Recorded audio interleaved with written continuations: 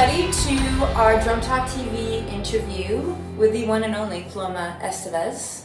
And we are here, as you can see, with her absolutely incredible, beautiful drum kit. And we're here to talk we're here to talk about what you do, how you came to do what you do. We're here to talk about your music. So I think in true fashion, let's talk drums, where you're from. How did you get into music?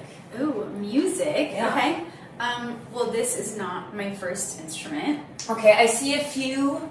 I saw a ukulele. I see a bass. Yeah. Well, I'm an aspiring bass player. Okay. I'm horrible, but I'm learning. So it inspires me just sitting there on the wall. But my first instrument was actually trombone. No way! Yeah, I'm a huge band nerd, and I love music, so I just... That's cool. Yeah, I think I was 9 when I first started playing trombone, like in middle, like 5th grade or something. Yeah. Yeah, and I loved it. I was in the jazz band. And jazz band, too. Yeah. That's like, you're not messing around. Yeah. Yeah, I got really into it. It really was like a big part of my life.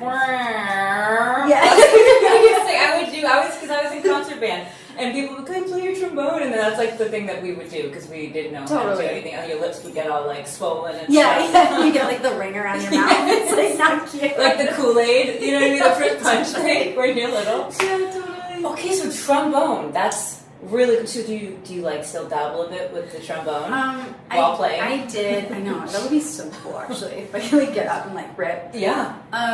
No, I get it. I kind of set that down. Okay. But I did pick it up in college for a little bit, and I was like, it's just not my thing. It's right. like too many things to practice. Yeah. It's a lot of work. You lose your chops if you don't play for a while. Yeah, and you're like, that's all you have is the mouthpiece, and that's then you're just it's brass instruments are wild. Yeah. So then, so you were trombone, jazz band through high school, a little bit of college, and then so what gravitated you to the drums?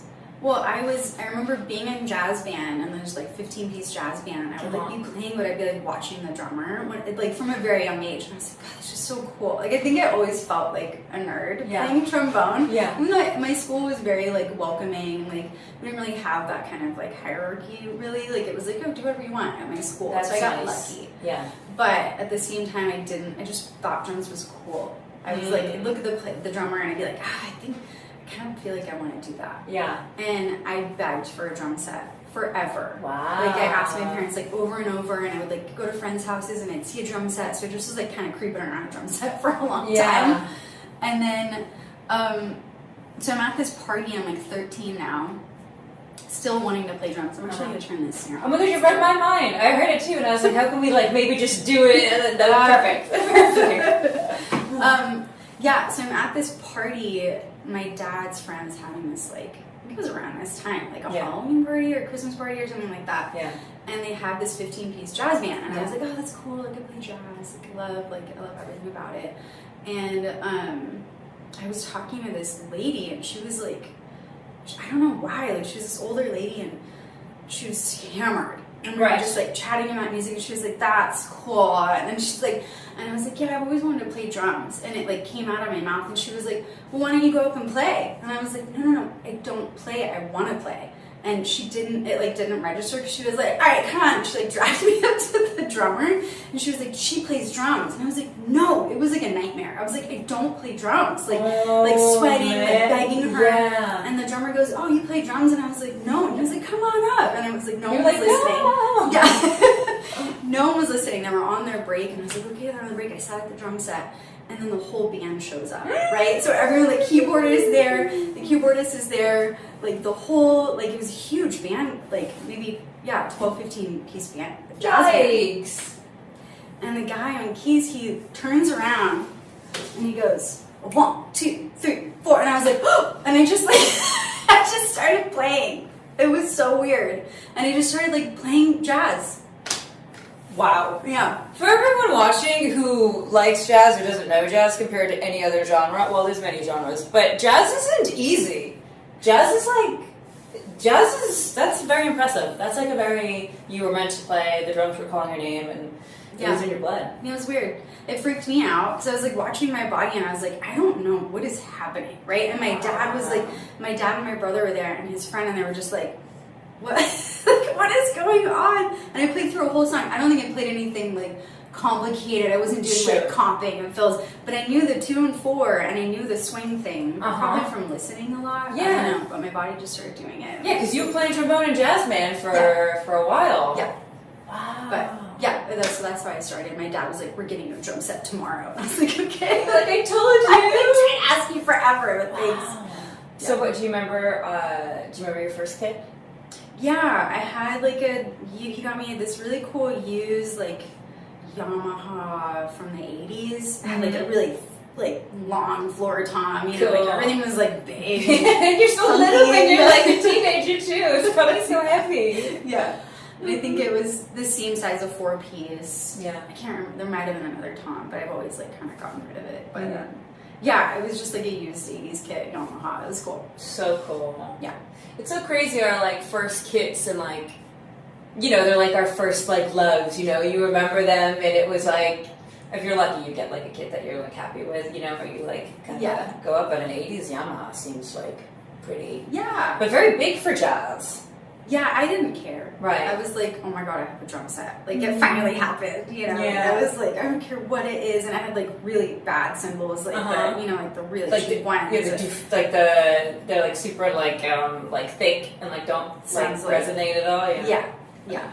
I didn't care. I didn't know. No, it doesn't matter. You just like, it's your passion and you want to do it and you just want to play and you'll do whatever you can to play.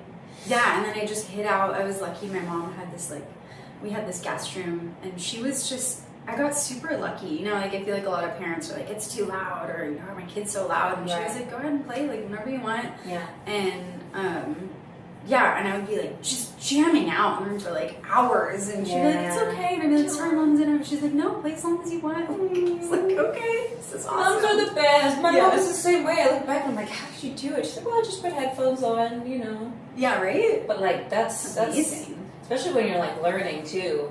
Yeah, you're not good. But you're just so happy to play. Yes. Speaking of playing and practicing, I always grew up with the rule of 15 minutes every day. Okay. And I was like, you know, I was in a teen. I hated practicing. I wanted to like play songs and just like it's the worst. And just like skip over the entire process of learning how to do stuff. So when it comes to you and practicing in your, you know, your evolution of starting out as a beginner drummer into now, what's like your go-to practice regimen or, you know, discipline to keep up the chops? I wish I had one. Honestly, I hate practicing too. Like still, like I've never like quite gotten over it. Like I think I had a moment. I went to MI later in my 20s, and that you had to practice. Like you can't get through that school without practicing. Right. And I think I enjoyed it then because I was like getting better and like I learned how to use my fingers and my wrists and all that.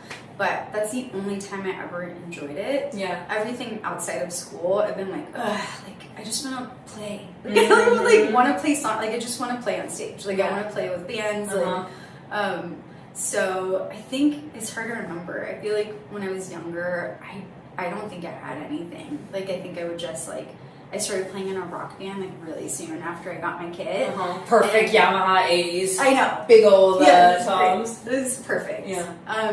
And I just learned, they had written songs already, so I started learning their songs. And that's been most of my practicing, is learning other people's songs. Okay. Like I probably know, like, I don't know, like 600 to 800 songs probably. I know, it's nuts. So that's it's also pretty great if you show up and want to like jump on stage with like a cover band or a real band or something like that. It's very useful.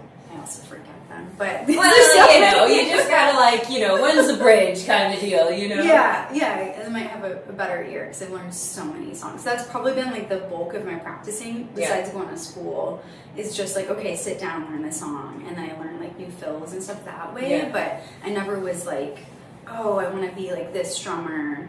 You know, I'm gonna listen to this and like practice all this stuff. Like, I never really had time. Yes. We just kind of jumped right into the band thing. It's more fun, when you're learning songs, because it's like you're going towards something you know that you're going to do, instead of like, you know, I forget the name of the workbook that I had. I think it was like a blue cover. You had to like... Syncopation? Yes! I still have it. It's like the cover's like torn off. Syncopation. And then you're just like, you know, and then you want to just play, but... Yeah, I have that downstairs, like in the corner of my garage, like covered in other things. In cobwebs. Probably, but I have a couple of those. Okay, so your journey from the trombone to the drums, jazz to rock, and then let's talk a bit about kind of something very exciting that is going to be released. Yeah. In the band that you're in. And let's talk a bit the name. How did you guys come about? How long have you been together? And then your album. Yes. And also you don't play trombone on the album, but you do something while playing the drums. Oh, that's right. Yes. Yes. Which is singing. Yeah. She's singing while playing the drums. Yes. Yeah, I always like to learn new things. Yeah. And, challenge myself. Okay, so my album. The album is a self-titled album. Cool. It's the name of the band. The band is called Sun and the Saint. And we started about like 2.5 years ago. Okay. After COVID? Post-COVID? During COVID? Kind of, end of kind of, The aftermath? Yeah. Yeah, yeah, in the aftermath. Still maybe a mask here and there. Yeah. So we started the band, I don't know how we started, it was just kind of like, I don't know, it's with my boyfriend, and we were having this conversation, and it kind of, like, it's so interesting how things happen. It's like there's always a blessing in disguise, like I was kind of having like a frustrating time with my drumming career, and like I had been told like, oh, I'll be on this album, I'll be on this, and like so many things kept like falling through, and I was like, man, like I just want to be on something that I'm like so proud of, like I want to be in a band, and I've been in many bands, like many, and I've always been proud of what I'm doing because I love music, but I've never had something that I did, like that I did all the drums on and did like background vocals is a whole other thing I'm so proud of. But that I've been like, I made this and I put blood, sweat, and tears into everything, and I love it, and I really hope you like it too. And I've had that as my, like, I don't know, a goal my whole life. Yeah. And now I finally have it. So it's like beyond, it's like, I don't even know if excitement, like there's not quite a word for it. Yeah. It's a little beyond me. Sure. Humbling. And so we spent 2.5 years writing, creating, making, mixing, mastering, doing everything ourselves. Whoa! And yeah, it's a 14 song album. That is pretty nice. It's pretty cool. Yeah. So you 2.5 years drumming, working together, producing, doing everything. Did you do it here? Is this where the? It's one of the rooms. Yeah. Cool. Yeah. Feeling the magic in the room, everybody. Yeah. And now let's talk vocals, because I've listened to both tracks that you have on your website, which everyone should go listen to. The website track you can listen to. Remind me of the names there. It's California, Returning to California. Take Me Back to California. Take Me Back to California. And the other one we have on there is called Habit You Can't Break. Habit You Can't Break. Yeah. Take Me Back to California was very, like, I was driving and I was like, oh, it's like the sun came out, and I was like all happy. And I was like, oh, this is really cool. And then the first track, the drums are like coming in like your typical like rock and roll, like beefy, like turn the bass up a bit. Yeah, like take on the day. Totally. Was digging both of those immensely on the way over. And then I heard some vocals. And so let's talk about the journey of you, number one, drumming and using all of your limbs at once. And then going from that to not just singing, but also you're harmonizing a bit, right? Throughout these tracks. Yeah. So how did that come about as well? Yeah, it's been a desire of mine for a long time. We were talking about this earlier, but yeah, it's been a long time desire, probably like 15 years. Like, and it's kind of the same thing. Like, I would see drummers doing it. I'm like, oh, that's so cool. And then it's so cool when they do it. It's so cool. It's just so cool. And I would sing, like I've sung in other bands, like just a little bit, but I would only be able to do like, what do you call it? Matching, like, just doubling the vocals to sing the same thing. So I was like, I don't know how to harmonize it. It's so hard. And I have a good ear from playing trombone, but like, singing harmonies is so, it's like a whole other part of your brain, I think, that I didn't really have developed. Right. So I started taking vocal lessons from the best teacher ever, Corel Tunador. If you need a vocal teacher, that's your guy. Okay. He's amazing. Where's he located? he does Zoom lessons, so you can take lessons from him. International, all over the world, everybody. That's right. Okay. He's really the best. Like, I mean it. Because he helped me train my ear to be able to sing harmonies, which was like the main thing. I was like, I know how to do like the rhythms, whatever. And we did a lot of ear training. And then we did getting me to be able to sing better, which he was like, okay, you can do ear training, but you gotta be able to sing. I was like, ooh, okay. That's not really my thing. So yeah, a lot of vocal training. And then the next step is, getting to play and sing, which is just my own practice of like, I think as a drummer, like I'm sure any of you have done this, like sang and played, I find the hardest thing is the kick drum pattern, because there's some part of the brain that seems to be connected with like I don't know, it's so weird. So it definitely does like weird things to your brain. Once you get that, the next hardest thing is singing over drum fills. Oh my god. Oh wow, right. Yeah. It's like this, but on steroids. Yeah. And if the fill is like a different rhythm than the vocals, it's like you have to like block one out, I think. I don't know. I'm still working on it. I've gotten a lot better. So yeah, but this band is gonna kind of like debut that for me. Like it's something that I do. Very cool. And then so like genre wise, what are like maybe like 3 bands or kind of, I don't know, specific songs that kind of inspired you guys in your sound? Yeah. Sometimes I don't like that question because it's like, no, it's our own sound, but to give our viewers kind of an idea of what they can expect when they listen to your tracks, what's kind of the similar vibes? Yeah, a lot of our feedback that we've gotten has been like, oh, that's really interesting, but I could see that would be Red Hot Chili Peppers has been a huge one, mostly because that song California, it's like, and that's what we named it, Take Me Back to California, because literally everyone has a song called California, to make it a little bit different, but so Red Hot Chili Peppers, but I don't know if they really like were the band that kind of led us to like, because we did like listen to a lot of music before we wrote it, and Reed Thomas Lawrence is the singer and guitar player of the band. He's phenomenal. He's so talented, and he's very humble. He's never one to be like, yeah, no. I'm really great, you're welcome. He's incredible. He's a little too humble. He's incredible, and I'm very lucky to be his bandmate and everything else. So I totally forgot where I was going. What were we talking about? So a lot of people have given you feedback for your sound. It's Red Hot Chili Peppers-esque. Oh, yeah. Okay, so when we started the album, we were listening to a lot of music, and I was like, God, I love Sting. I love The Police. Like, I love Phil Collins. I love 80s music, and he does too. Loves 80s music. 80s and 90s is like our bread and butter for like everything we've listened to. And so I think a lot of that was like an influence in writing it. Like we have a song on the album called Now That You're Gone is very like Police Sting vibes. Oh, okay. Yeah. And a couple moments that are like kind of Phil Collins-esque.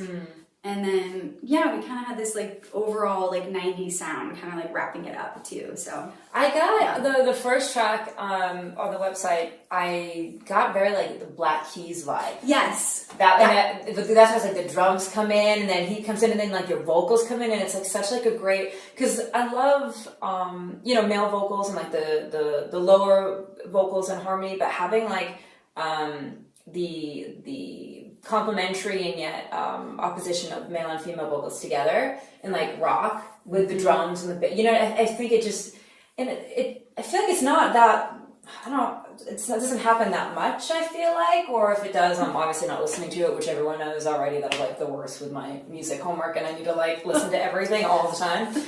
But no, it was like this is so different, and it's such like it's so complementary to each other, but it gets you. Thank you. Thank you so much. Yeah, the Black Keys is definitely another one too. I have a list somewhere, but and that's funny you say that, because his voice is so good, right? And I was like, well, I'm not like a singer. Like, I don't want to mess it up. So like, I don't want to like add like these female vocals, and people are like, what is that? But thank you for saying that, because I do feel like it has blended well. Oh, it blends so well together, and it's so complementary, and it's not boring. Cool. You know, because I feel like a lot of times with vocals, not saying that any bands that don't have, male or female vocals are boring, disclosure, but it's just, there's something exciting and different to it, which you're not expecting, so. That's cool. So where are you playing? Where can we find the album? When is it coming out? Like, what are all the details for the release? Okay. So the release of the album itself is November 22nd. Okay. 2024. Nice. So that's in, I don't know, like 3 weeks. Wow. Okay. Scary, but exciting. Yeah, we just have a lot to do. But I'm so excited to get it out because we've just been working on it for so long. Mm-hmm. So it'll feel amazing because we put out like the 2 songs on our website that you can listen to, but we haven't released them officially on Spotify. Mm-hmm. So it's kind of like a weird thing that we a little different. Yeah. Not doing the single thing. We're gonna put the full thing out November 22nd. Nice. And the best way to locate us and find us is our website, which is sunandthesaint.com. Maybe it'll be right there in text. Yeah. sunandthesaint.com. That's the best way to find us. We're going to do some hats, some hoodies, some t-shirts. We're going to have on our website, and we're going to make some vinyl, which I'm so excited about. Ooh. And we're going to do CDs and obviously the digital release. So we'll have everything. Love it. Yeah. Now, are you going to play anywhere anytime soon locally in the LA area? So I would like to see you. Yeah, I would like to. We don't have anything booked right now, but I would like to do that. Okay. Probably in, I would say realistically in January. 2025, yeah. Yeah. It's going to be here tomorrow, 2025, so it's really not that far away if you think about it. Okay, you keep us posted, because we will share, and I will be there. Hopefully I can come kind of see you do your thing. Maybe you'll do a trombone solo while singing, while playing the drums. I'm playing bass. Yeah, you'll grow a third arm to like hold down the instruments. Okay, so speaking of instruments, you're sitting behind, noticeably, a very beautiful kit. Thank you. So I know drummers, all musicians have very specific ways that they set up, very particular ways in which they tune. And what interests me the most is like the quirkiness of people's specifications for their instrument. Okay. Specifically with drummers, because we were talking earlier about, I don't know if you guys realize this, but the drumming throne, as we call it, which we were both sitting on, is a drum stool, is the most important part in a drum set, I would say. Because if you don't get the height right, it'll drive you nuts. The whole gig. It will ruin everything. Yeah? Yeah, it'll ruin everything. Mm-hmm. So starting with your drum throne, I see we have a little tambourine situation happening over here on the cymbal. Give us a little rundown of your setup and, why have things changed over the years? Have you stuck kind of with the amount of toms you have for the setup? Give us kind of the lay of the land. Yeah, I've definitely broken it down to a smaller kit. And when I was in my 20s, I literally had a 7-piece drum set. I had like 3 rack toms, 2 floor toms. It was like, I'm not gonna play all that. Like, I'm really like a simple drummer, and I like playing drums to be a part of the music. Like that's my goal. Like I love playing drums and like learning new things, but like I don't know if I'm more of like a musician's drummer, I guess, like to be a part of it. So anyways, enough about me. Let's talk about my drum set. So it's broken down. It's a lot smaller. I'm obsessed with a 4-piece. I probably will never go bigger. Once you start playing enough shows, it's like, it's less things to carry around. Number one. Yeah. And I really like a 14-inch snare. This is, let me remember, I think it's chrome over brass. I like a metal snare. I just do. Cool. I like it being like as mean and as loud as possible. Where you're like, ooh, okay. Yeah. It shakes the organs. Yeah. This thing, if I play it later, you'll hear it. It's like mean on the ears. 14-inch hi-hat. I play Sabian cymbals. Ooh, shout out Sabian. And I'm very proud of that, and I love them, and they're so amazing to work with. Like, they're fantastic. I love going over there and, like, picking stuff out, and, like, we just have a good time. My preferred setup now, after I've gone through a couple, is HHX Evolution series. Oh my god. If you like a bright cymbal, but it's not too bright. I don't know, just they're buttery and they're nice and thin. You have to be a little more careful with them because they can, like, they bend like really easily. So that's these three is the Evolution, and this one is a very fancy cymbal. It's the Artisan series. And it's like kind of hammered, and it just, I don't know. And they're huge. Everything I have is probably too big, but that's the way I like it now. Nice. This is a 20-inch crash. It's insane. This Whoa. is 22 ride, and my smallest one now is an 18. Yeah, they're allowed. Love it. Yeah. And we have a little tambourine over on the hi-hat. Yeah, this is a new addition for Sun and the Sea. We have a lot of tambourine on our tracks, and so we're gonna try that out and see if it kind of does the trick. Love it. Yeah. Now, bass drum pedal. Do you have a specific kind of? I know we can't show you the pedal, but it's there. What do you have because we got DW. Yeah. We got DW everywhere. That's right. Loving some DW. Yes. So I love DW. I've played DW since I had my Yamaha kit. I sold that and I've been DW ever since. Wow. Because I'm a big fan. They're just right, you know? They just do it right, and they're beautiful. Like, they're very classy. And I love the hardware. I love everything about it. And I just got this kit and I'm literally obsessed. So the pedal you asked is the 9000 DW series. Okay. Yeah. Once you hit the 9000, I feel like you can't really go back. It's just perfect. There's nothing wrong with it. It works. It's great. I've used that for a long time. All my hardware is DW. You can't see it here, but I did like a fun little what is it called? Like the dog bone. The dog bone arm. Love it. To try and it's also physics is a lot involved with setting up of the stands, because if you don't have the weight distribution, you will tip over. The cymbally speaking, maybe physically as well. Like if your drum throne kind of goes off the mini stage and you go backwards.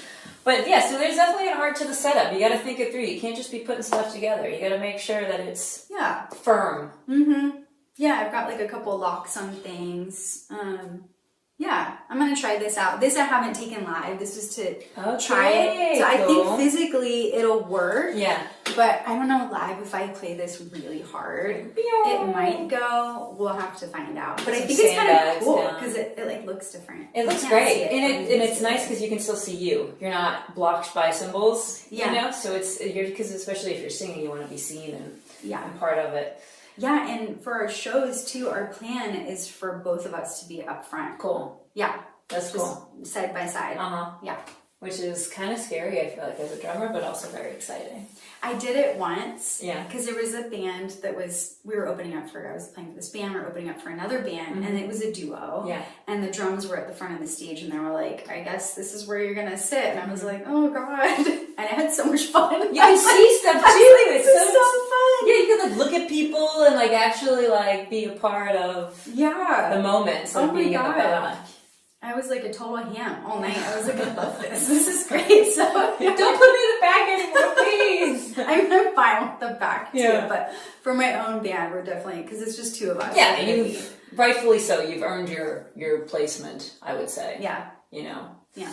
Okay, with cymbals, do you have a favorite cymbal sound? Or shape, you know what I mean? Like I revert back to a little splash. It always gets me. Have You're like, oh, okay. Yeah. But is there any kind of cymbal where you're like, oh man, I love it. I gotta have it. Or you love it when you hear it. I love all of these. Oh, you mean like a type, like a special effects kind of cymbal? Yeah, or anything that you hear and you're just like, oh, because cymbals are very they're not cheap. Cymbals are very expensive. Not cheap at all. Sometimes cymbals can be more than the actual drum set itself. As is the hardware. Drums are actually quite expensive. They're very expensive. About it. Yeah, you got your bass and your cable and your bass amp, but the drums also that's a workout lugging them. Especially if you get hit in the shin by one of the stands if you drop it the wrong way.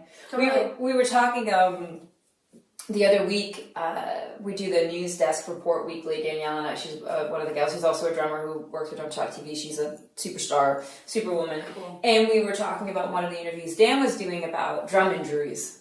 And how the seriousness of when you're playing, you can really do some damage. hitting yourself in the forehead, Yes. hitting yourself on the leg. So I mean, if we don't want to go back to the trauma, but what's your most memorable drum injury whilst playing? Ooh, while playing? I mean, both of those. I think, like, definitely hitting myself in the face. I was like, are you kidding me? Like, and I feel like those injuries always happen on stage. Because you're just, like, jacked up. You're like, like, all this adrenaline. You're like, wow, that hurts so bad. And you have to keep playing. You can't stop. You gotta keep going. Yeah, I don't know. But I think the worst... I don't know, I've had so many. The leg is rough, like if you're trying to do like a thing like that and then wham on your thigh. I feel bad for the drums. I'm like, that's how hard I hit. Like, and then you can see later you have this like perfect bruise. Like, the knuckle on the floor tom is a good one. Oh, yeah. And then later you see like your work is like spread all over the yeah, right. The Everyone's done that. Yeah. And then I think setting up. When you set up, if you accidentally just drop one of the things, like the clasp, like if you're trying to lower something. Yes. And then you go right on, and then you get the nice little blood blister before you play. Yep, which is like just perfectly where you need to hold a stick. Yeah. Because where would it be anywhere else? Yeah. You know? Yeah.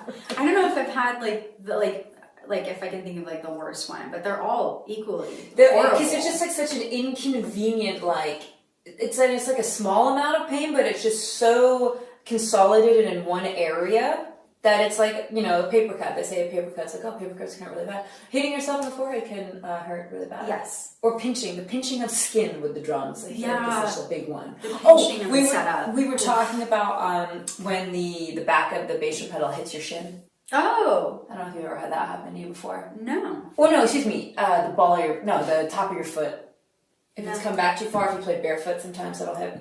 Oh, yeah, I can't play barefoot. My feet sweat too much. Okay. Yeah. Well, you're saving yourself an injury, so it's for the best. Yeah, Danielle, we were both like, oh my god, yeah, I remember that feeling. It hasn't happened in a minute, but now the pain is coming back. Okay, good. Because sometimes I sit down when I'm like walking around barefoot, and I'll just like play a little bit barefoot, but not long because I start sweating. Yeah. But so now I know to be careful. Always like wrap the foot, or always have one shoe on, because if not, oh my god, so the poor top of the foot will get it, and it's like bruised for like a year. I'm sure because it's just like bone. All right, well, this was a great tour. I just feel like you can't have a tour of a drum set without playing it after. Okay. So I think maybe if you want to show us your stuff. Okay. To give us a little... a little play along. Yeah, a little play along, and yeah, we'll cut to that. Okay. Wish they all could be only California dreams. I could cross that line, headed for summertime, driving up and down the coastline, headed for the sunshine, looking for a smooth ride. Let's get stuck in paradise, so take me back to California. I'll pass up all your advice on going back to California. Throwback just like 69, and I can't wait till California.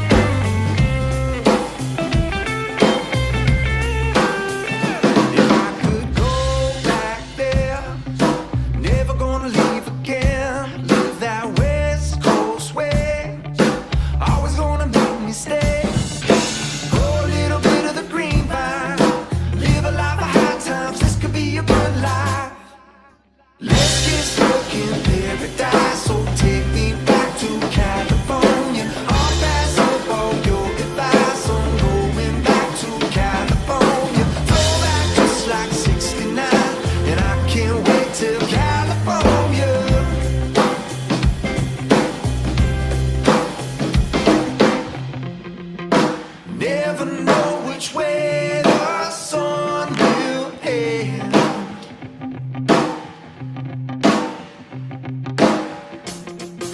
But you can count the stars and wonder where.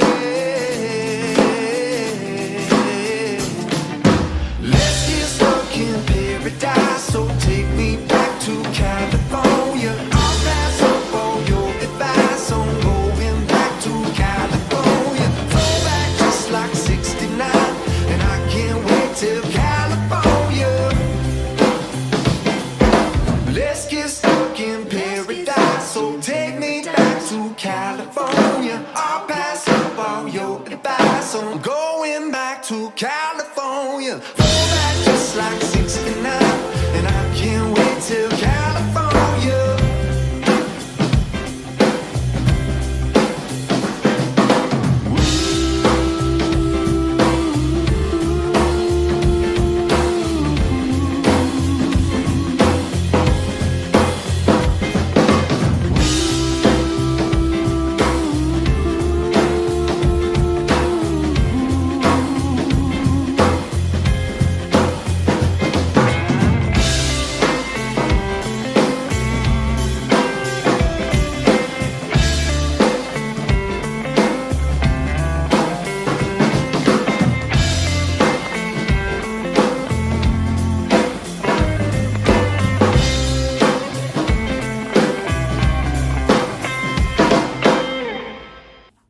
Well, thank you, and thanks everyone for watching, and stay tuned. Stay tuned for music release, for live shows, and stay tuned for more interviews with Jump Talk TV.